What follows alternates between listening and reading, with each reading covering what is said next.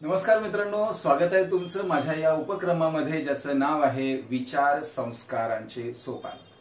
मित्रांनो, real life हिरोंची आपण जी series सुरू केलेली आहे ती सिरीज सुरू करण्यामागचा उद्देश हाच की अशा काही व्यक्ती ज्या आपल्या आयुष्यामध्ये आपल्या समोर आहेत, आपल्या नजरेसमोर आहेत, आपले आदर्श म्हणून आपल्या नजरेसमोर आहेत, जे आपले प्रेरणास्त्रोत आहेत, ज्यांच्याकडे बघून आपण आपल्या आयुष्याशी त्यांची तुलना करू शकतो आणि आपण काहीतरी नव्याने अधिक काहीतरी निर्माण करण्याचा, घडवण्याचा प्रयत्न करू शकतो। यासाठी ही रियल लाईफ हिरोंची सिरीज आपण सुरू केलेली आहे।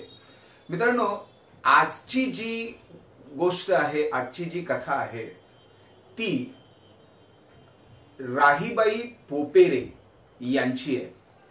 राहीबाई पोपेरे यांचा जन्म 1964 साली अहमदनगर जिल्ह्यातील अकोले तालुक्यातील कोंभाळणे या गावी झाला। घरामध्ये एकूण 8 भावंड।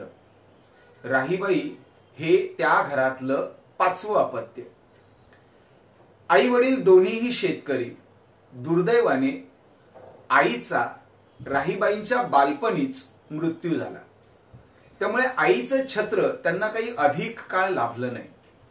वडिलांच्या छत्रछायेखाली वडिलांनीच आई आणि वडील या दोघांची माया त्यांना दिली आणि वडिलांच्या छत्रछायेखालीच राहीबाई लहानाच्या मोठ्या झाल्या।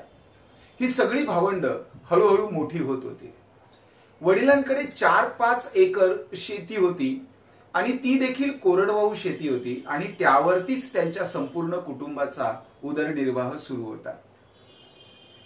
हळूहळू ही सगळी भावंड मोठी झाली। वडिलांनी त्याच जमिनीवरती या सगळ्या भावंडांची लग्न केली। तसं राहीबाईंचं देखील लग्न झालं। राहीबाईंना मिळालेलं सासर हे देखील त्यांच्या माहेरासारखंच होतं। तिथे देखील सासरे देखील शेतकरी होते आणि त्यांची देखील कोरडवाहू शेती होती। राहीबाईंना अधिक काही अपेक्षित नव्हतं। शेतामध्येच जन्मलेल्या आणि शेतामध्येच राबून मोठ्या झालेल्या राहीबाई त्या देखील शेतातच रमत असत। राहीबाईंचा संसार हा एखाद्या पारंपरिक महिलेसारखा सुरू होता। हळूहळू दिवस वर्ष पुढे जात होती। राहीबाईंना मुलं झाली, त्यांच्या मुलांना मुलं झाली, म्हणजे राहीबाईंना नातू झाले।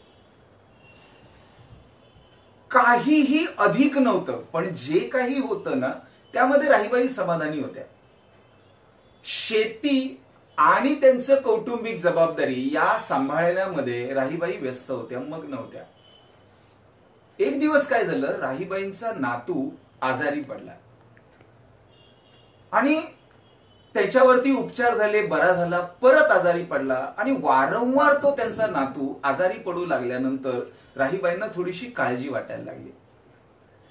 मग डॉक्टरांबरोबर चर्चा केल्यानंतर डॉक्टरांनी असं सांगितलं की काय करणार, हल्ली आहे ना सगळं हायब्रिड मिळतंय। म्हणजे काय तर शेती ही हायब्रिड पद्धतीने केली जाते। शेतीमध्ये वापरलेली जी बियाणं आहेत ती हायब्रिड पद्धतीची आहेत। त्या शेतीसाठी वापरलेली खतं जी आहेत ती रासायनिक पद्धतीची आहेत आणि त्यामुळे हे वेगवेगळ्या प्रकारचे आजार लोकांना जडू लागलेले आहेत।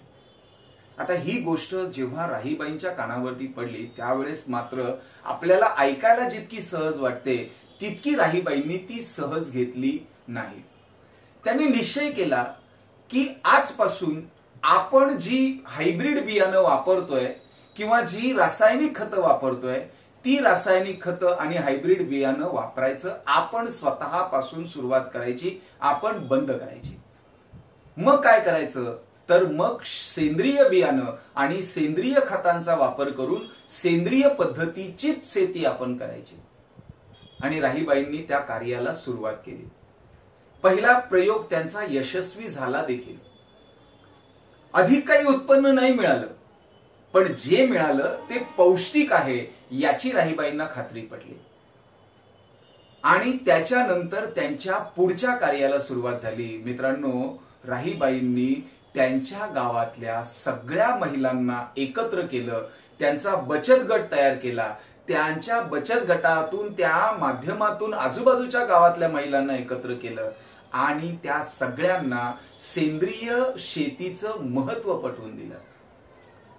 आणि जेव्हा त्या महिलांना या सेंद्रिय शेतीचं महत्व कळलं, त्यावेळेस त्यांनी देखील राहीबाईंच्या मागे खंबीरपणे उभं राहायचं ठरवलं. त्यांनी देखील सेंद्रिय शेती करायला सुरुवात केली. मित्रांनो, राहीबाईंच्या या उपक्रमाला इतका पाठिंबा मिळाला की आजूबाजूच्या सगळ्या गावांमध्ये, नाशिक आणि अहमदनगर या दोन्ही जिल्ह्यामध्ये जवळजवळ 400 एकर जमिनीवर आजच्या घडीला सेंद्रिय पद्धतीची शेती केली जाते. आणि हे सगळं श्रेय राहीबाईंचं आहे. मित्रांनो, या कामामध्ये बाईफने देखील राहीबाईंना चांगलं सहकार्य केलंय. पुढे जाऊन राहीबाईंनी सेंद्रिय बियाणं यांचा पुरवठा अधिक प्रमाणामध्ये व्हावा यासाठी त्यांनी सेंद्रिय बियाणांची बँकच सुरू केली. अनेक प्रकारची बियाणं आज राहीबाईंनी जतन करून ठेवलेली आहेत. जी बियाणं किंवा जे अन्न आपले पूर्वज शेकडो वर्षापूर्वी खायचे, ती बियाणं अगदी मूळ स्वरूपात आज राहीबाईंकडे उपलब्ध आहेत, त्यांच्या बँकेमध्ये उपलब्ध आहेत. 52 प्रकारच्या पिकांची जवळजवळ 114 वाण राहीबाईंच्या या बीज बँकेमध्ये उपलब्ध आहे. मित्रांनो, जंगली रानभाज्या, रानवेली यांची देखील बियाणं राहीबाईंच्या बँकेमध्ये आहेत. मित्रांनो, जी बियाणं आंतरराष्ट्रीय सीड कंपनीकडे उपलब्ध नाही, ती बियाणं आज राहीबाईंच्या सीड बँकेमध्ये उपलब्ध आहेत. इतकं काम केलंय राहीबाईंनी. अतिशय ग्रामीण आणि अतिशय पारंपरिक पद्धतीने जगणारी स्त्री, त्या स्त्रीने फक्त एका घटनेने स्वतःचं तर आयुष्य बदललं, पण संपूर्ण समाजाचं आयुष्य बदलण्यासाठी त्या स्त्रीने पुढाकार घेतला. आज राहीबाईंकडे 3000 स्त्रियांनी बचत गट तयार केलेले आहेत. राहीबाईंच्या मार्गदर्शनाखाली 3000 स्त्रिया कार्यरत आहेत आणि सर्वांना सेंद्रिय शेतीचं महत्व पटलेलं आहे आणि त्या सेंद्रिय पद्धतीनेच शेती करत आहेत. मगाशी मी म्हटल्याप्रमाणे नाशिक आणि अहमदनगर जिल्ह्यामध्ये जवळजवळ 400 एकर जमीन ही सेंद्रिय पद्धतीची शेती करणारी जमीन आहे, तिथे होते. मित्रांनो, ह्या सगळ्याची दखल, आपल्या एखाद्या कार्याची दखल कोणी घेऊ न घेऊ आपण काम करत राहायचं, एवढं राहीबाईंनी केलं. राहीबाईंनी फक्त एका घटनेमुळे आपलं तर आयुष्य बदललंच, पण संपूर्ण समाजाचं आयुष्य बदलण्यासाठी पुढाकार घेतला.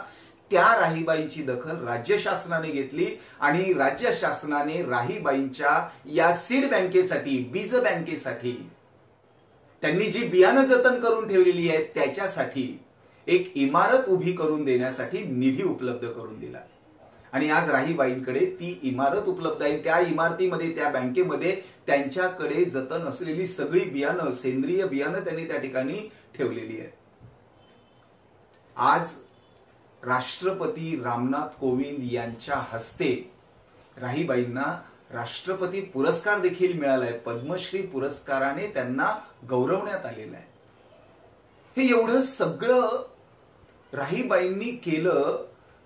जी अशिक्षित महिला म्हणायला हरकत नाही, जी ग्रामीण भागामध्ये, जिला समाजाची अधिक कल्पना नाही, ती स्त्री जर हे करू शकते, जिचा अभ्यास काही नाहीये, ती स्त्री जर असं काही कार्य करू शकते ज्याच्यामुळे संपूर्ण समाजावरती परिणाम होईल आणि चांगला परिणाम होईल, ती स्त्री जर असं काही कार्य करू शकते, तर आपल्यासारखी माणसं, ज्याला सगळं काही कळतं, ज्याला माहिती आहे, ज्याने समाज पाहिलेला आहे, जो शहरामध्ये राहतो, अनेक घडामोडी त्याच्या नजरेसमोर रोज घडतायत, अशा माणसांच्या विचारांमध्ये ह्या राहीबाईंसारख्या लोकांनी जर बदल घडवला तर तो बदल किती मोठ्या प्रमाणात होईल. आणि म्हणूनच मित्रांनो, आज राहीबाई पोपेरे यांचं हे चरित्र तुमच्या समोर, यांचं कार्य तुमच्या समोर ठेवण्याचा मी हा छोटासा प्रयत्न केलेला आहे.